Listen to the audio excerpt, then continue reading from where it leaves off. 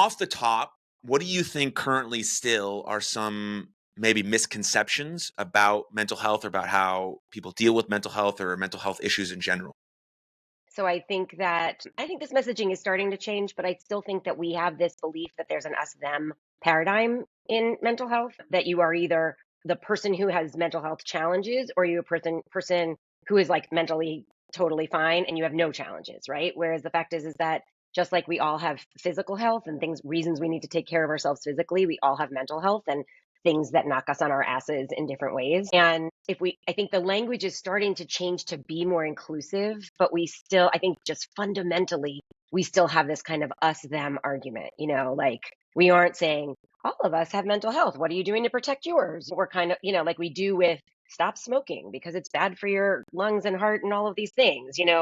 It wasn't like, hey, smokers, you're the only ones that need to worry about this. It was kind of like all of us could be at risk. So let's figure this out. Or all of us need to work on our heart health. So let's figure this out. So I think that still continues to be a problem. I think we're seeing changes because younger generations are buying into the idea that everybody is impacted, and that and there's the concern I have there is like the flip side, which is, are we buying too heavily into what's the diagnosis? What's my issue? What's my label, and then a lot of hiding behind that. So I think we had this like kind of one part of us that's like it's you, and this belief that like mental illness and mental health are kind of the same when health and illness are diametrically opposed words. So like they aren't the same. But then you have all these young people who Dr. TikTok gives them a diagnosis of X, and they come into my office like, I have autism. I'm like, really? How did you diagnose that? Well, I watched this TikToker. Now, like, listen, sometimes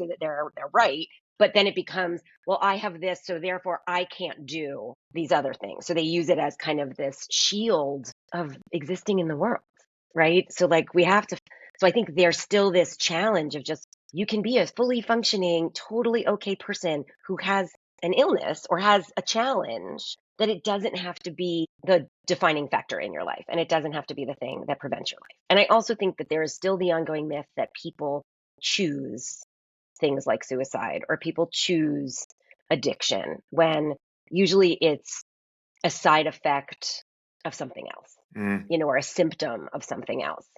I'm probably one of the few psychologists that will actively say out loud, I will lose people to suicide. There's no question.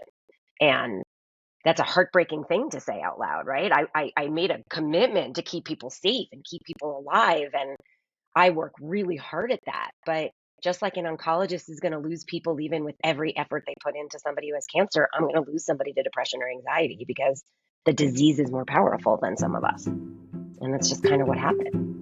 Thank you very much for tuning in to that clip. If you enjoyed it, then you'll love the full-length episode right here.